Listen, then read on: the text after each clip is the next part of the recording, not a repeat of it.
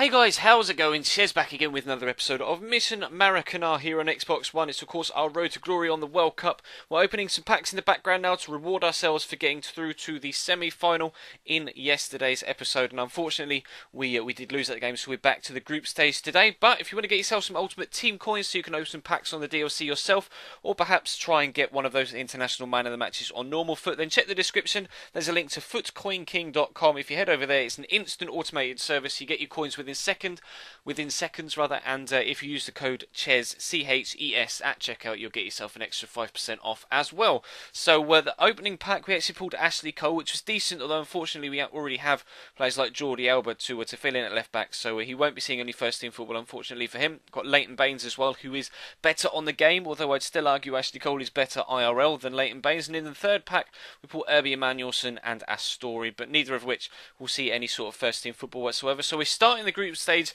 with a European side, although a little bit later on we will be changing that about a bit. We've got Dzeko up top, El Shaarawy wide on the left, and Theo Walcott wide on the right, with upgraded international man of the match Kandreeva sat at cam.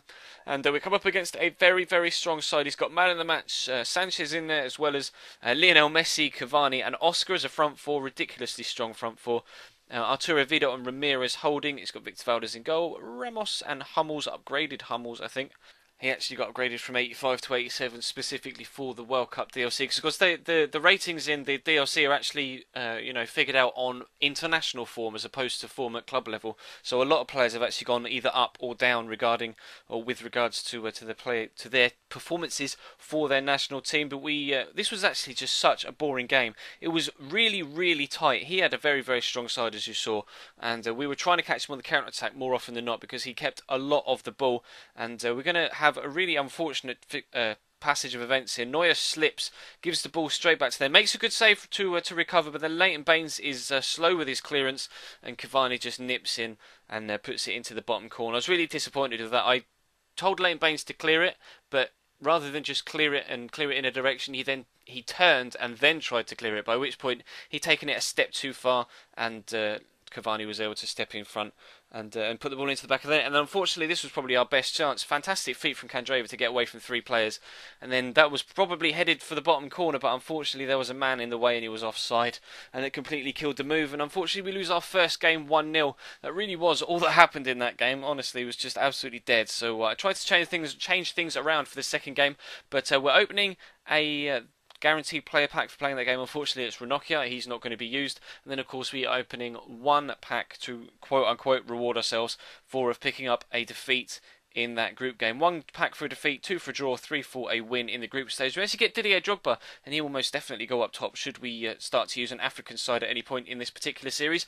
But I'm changed things around, and we've gone back to the South American team. As you can see, we've got Falcao up top with Kaká sat behind him. There are a couple of places we might still need to strengthen at centre-back and on the right-hand side, but international man in the match, James Rodriguez on the left-hand side. We've got I-man in the match, Sanchez on the bench. You can see you've got some European players in there as well. The kind of rotation side and rotation players, I kind of hybrid it up a bit. As you can see, they're kind of all from the same nation. You've got 3 Germans, 2 Portuguese, and then a couple of other smitterings of players in case we get suspensions or injuries for players like Pogba and Kandreeva to step in. We come up against another extremely strong side who's got international man of the match, Eden Hazard at left mid, Soldado up top alongside Kevin Morales, David Silva at cam, even though he on the World Cup game is actually a right winger, 87 rated though, very, very good player. Slight downgrade from his normal Ultimate Team card, but still an extremely good player, and we were expecting him to cause me some problems in this one, which indeed he did, but we were on top for the majority of the opening first half. As you can see, the good shot,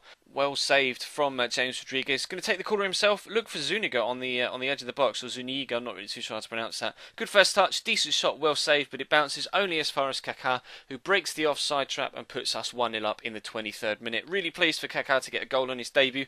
Really do enjoy playing with Kaká, and he's a great player as well. So hopefully that is the first of many for him. But he was going to come up the other end and actually cause me some problems. the ball through there. I'm just no idea how Zuniga's lost out to Eden Hazard. Perhaps it's just because Hazard is the man of the match and just outmuscled him. But it was ridiculous defending. It wasn't even the best of finishes either, but it trickled over the line and we went in at half-time at 1-1. But you'll be able to see from the stats that we were most definitely on top in this game. They'll pop up on your screen in just a second. More possession and 3 times the amount of chances, almost 4 times in fact. We were most definitely on top, and I was hoping to kind of drum that home in the second half. We were going to have an opportunity in the opening 10 minutes or so. Kaká's going to have a man running on the outside of him. It's James Rodriguez, great strike, and Akinfeev palms it onto the base of the post and they clear the ball. And he's actually going to pick up a corner on the hour mark, and how Felipe Luis loses this header, I have no idea. He's got a yard on Soldado there, and Soldado somehow has managed to beat him in the air and get his head around the front of Felipe Luis's neck and get the ball into the back of the net. Really weird heading on this World Cup DLC. I hope it isn't a sign of things to come for FIFA 15, but trying to catch him on the counter-attack, get ourselves back in the game on the with 10 minutes to go rather, and we actually do. So the ball deflects back down to Enner Valencia. Quite fortunate that Falcao was able to get the block in, but Enner Valencia's been scoring goals in real life for Ecuador, and now he's done the same for us to help us get back on level terms. So now it was a case of can we win the game? With just 5 minutes to go, we were going to try and do so, and somehow the goalkeeper manages to keep that out of the second attempt. Enner Valencia denied his second goal in a matter of minutes, and I'm just no idea how the goalkeeper's been able to keep that out. Dives backwards, it comes off the back of his hand and goes round the post for a corner. Really ridiculous animation, but still it went round the post and we have to live with it. Mascherano's going to have another shot that's well saved again by Akinfeev, and we're going to pick up a second corner. Now just 3 minutes remaining in the game. James Rodriguez is going to whip it in. We're going to miss the initial header. It's only going to drop as far as Zuniga. Out to Gary Medel. Shot blocked. Can Zapata stand out for Radamel Falcao? He can't. The ball is cleared again. But the danger still isn't gone. Rivera picks the ball up. Fantastic feat from Kaká to get past 1. Even better to get round 2. Even better to get round 3. Can he finish to move off? No, it's a terrible finish over the top of the bar. Kaká with a chance to make himself an absolute hero with 2 minutes to go. Chance to get 2 goals on his debut, and he spoons the shot over the top of the bar. And unfortunately, we only take a point from our second group game. And you'll see from the stats, absolute domination from this South American side. Perhaps it's a sign of things to come. Hopefully we'll be able to replicate that in the forthcoming fixtures with this now strengthened South American side. Still needs a little bit of work, still need a few more pulls, but hopefully it can be better than the side was before. We can actually get some better results with it and try and win the cup, or at least get out of the group stage with it, like we struggled to do with the last time we used it. But that's going to bring this episode to a close, guys. Thank you very much for watching. We'll open 2 packs to reward ourselves for that draw in the next episode. As you can see, we have 1 point. The team above us have 3, and the team on top have 4. So a win in the final group game could be enough to see us out of the group stage. We'll have to wait and see how that goes. But we'll open the one guaranteed player pack in the background. Whilst we just say subscribe to the channel if you haven't already. There's a link in the top right and in the description to do so. We hit 12k subs yesterday, so that is absolutely superb. Thank you very much for that. There was an incredibly important career mode video went up earlier on today.